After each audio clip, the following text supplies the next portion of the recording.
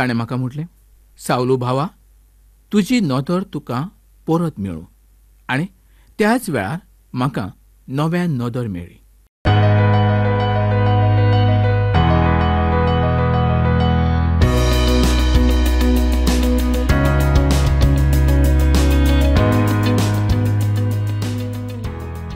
मोगळ बाबणानो, फाटल्या आवेसुराचो फुडलो भाग आतां आमी पळोवया. फाटल्या कार्यावळीन जें कितें आमी पळयल्लें तें ह्याय कार्यावळीन फुडें चालूच उरता. तेंच आमकां आतां पळोवंक जाय. पावलूक आतां लोक जिवो मारूंक पळयतालो. जें कितें पावलू उलयलो तें वडिलांच्या मानान उलयलो. ताणें कोणाची फकाणां केली ना, नी म्हूण कोणाचेर गुन्यांव घालूंक ना.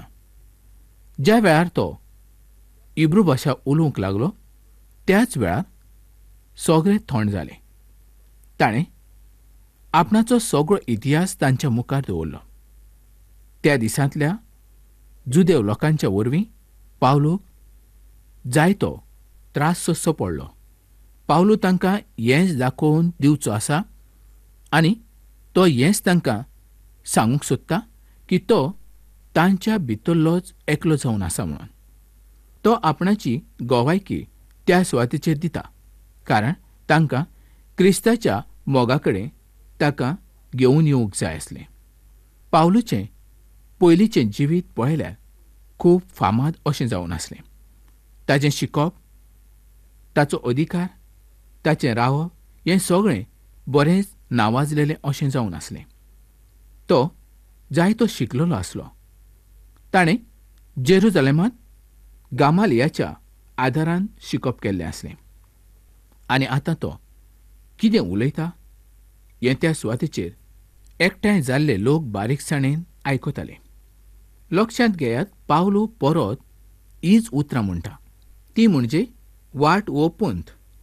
ह्या सुवातेर तो सोबा वो क्रिस्ती पाटलावदार अशें कांयच म्हणना, तर तो असलीं उतरां उपेगांत हाडटा जीं तांकां समजतात, कारण जेजू खूद वाट, सोत आनी जिवीत जावन आसा.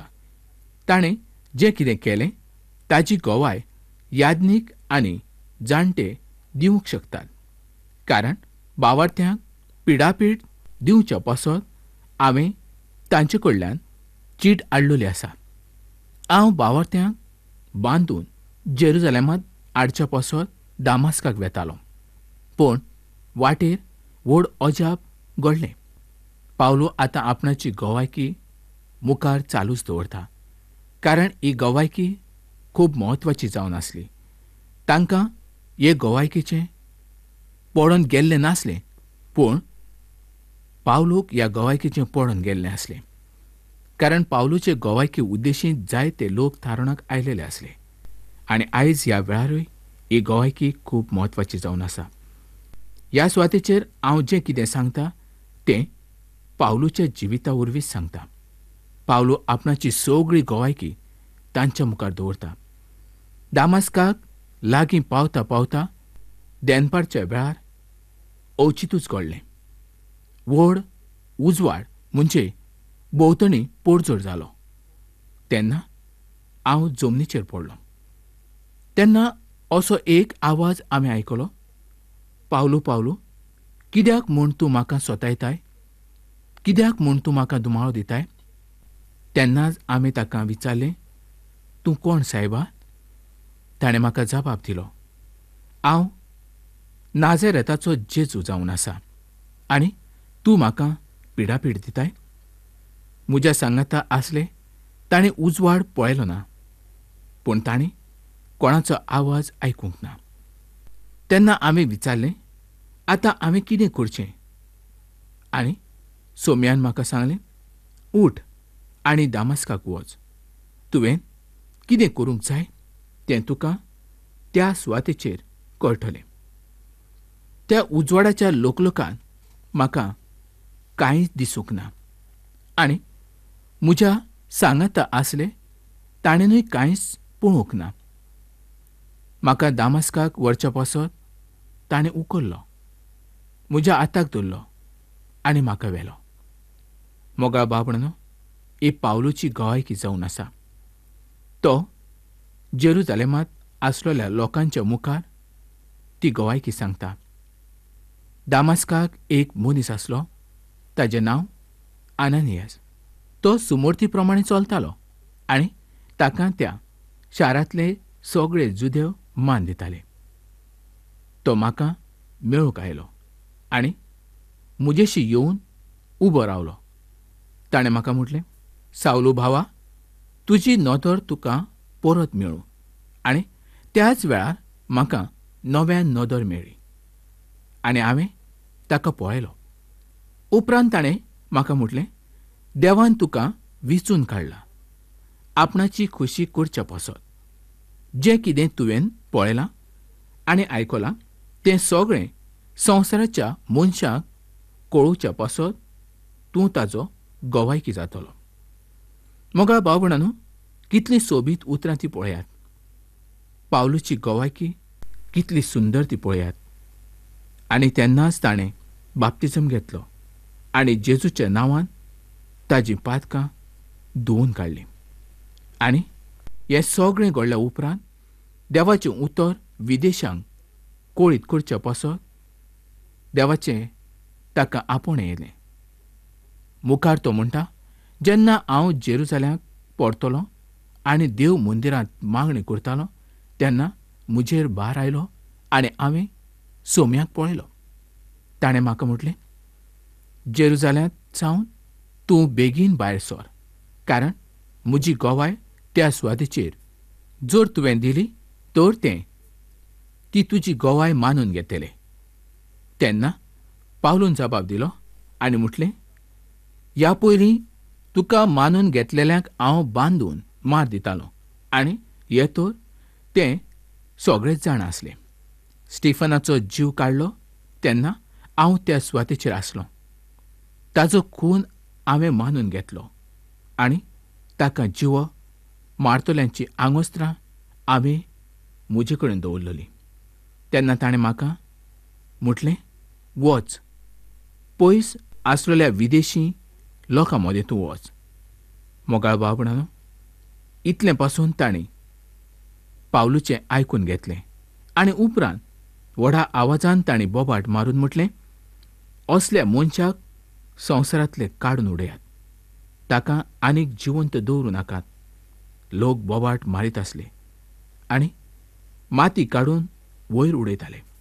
तेन्ना सरदारान ताका कोर्टांत हाडलो आनी ताका सोतयांनी मार मारूंक लायलो.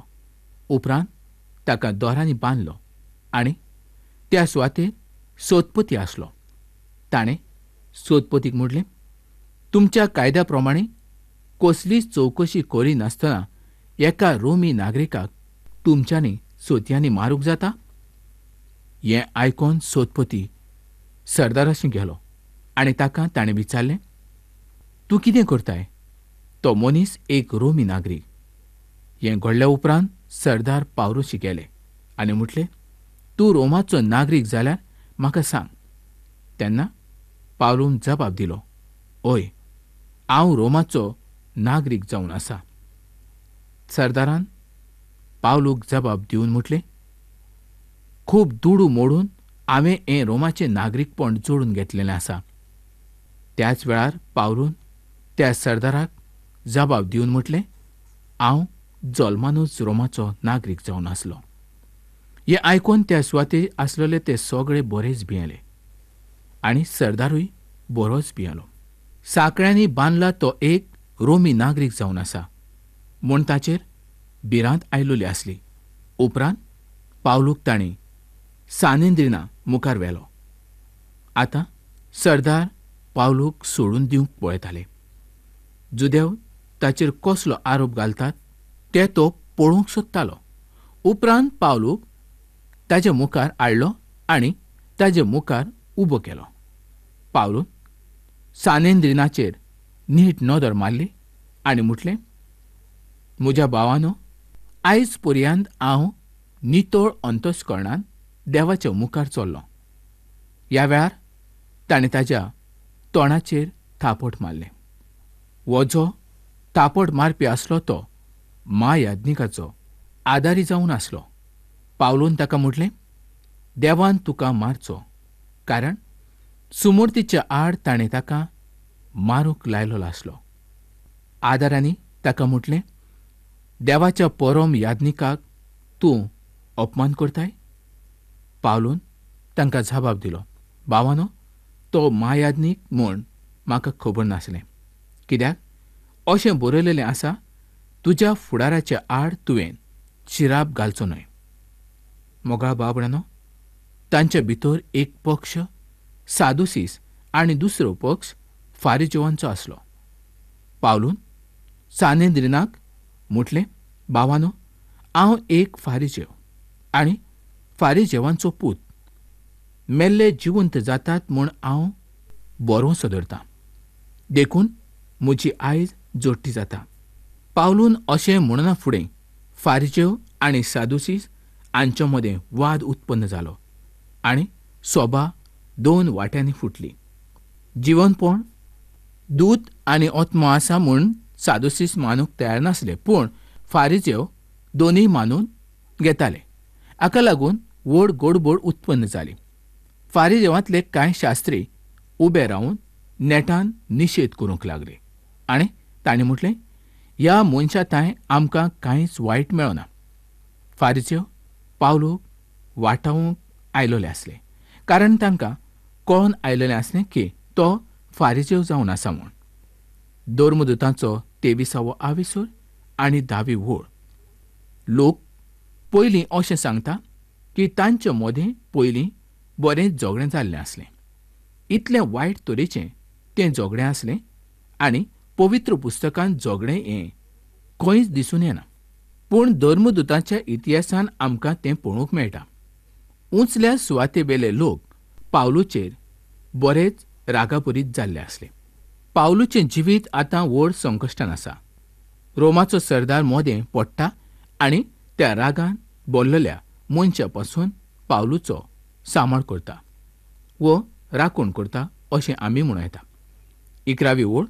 ह्या सुवातेर परत आमकां पळोवंक मेळटा की पावलून जेरुजालेमांत येवं चूक केल्ली नासली.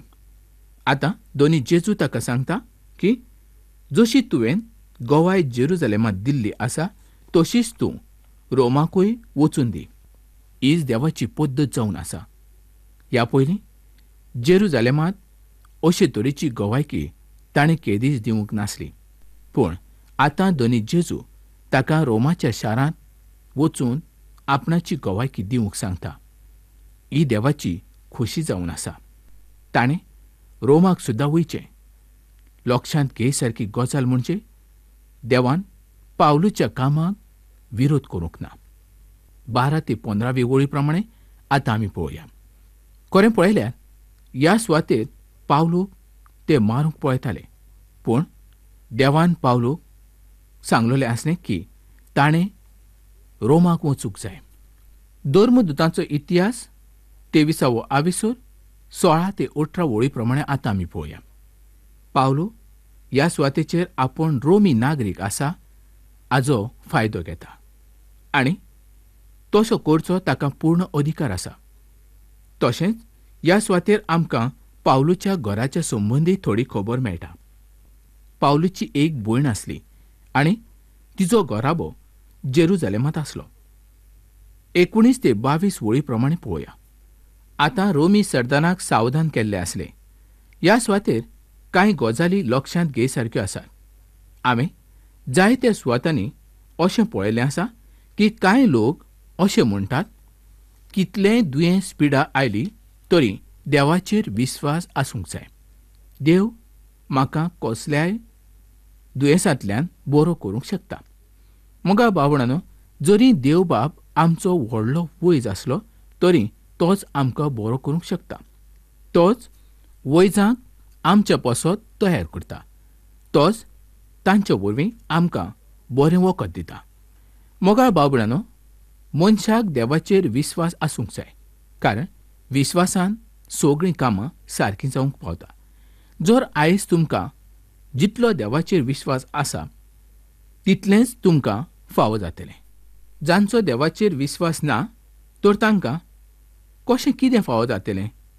तांकां कांयच फावो जावचें ना. जांचो विस्वास व्हड तांकां चड फावो जातलें.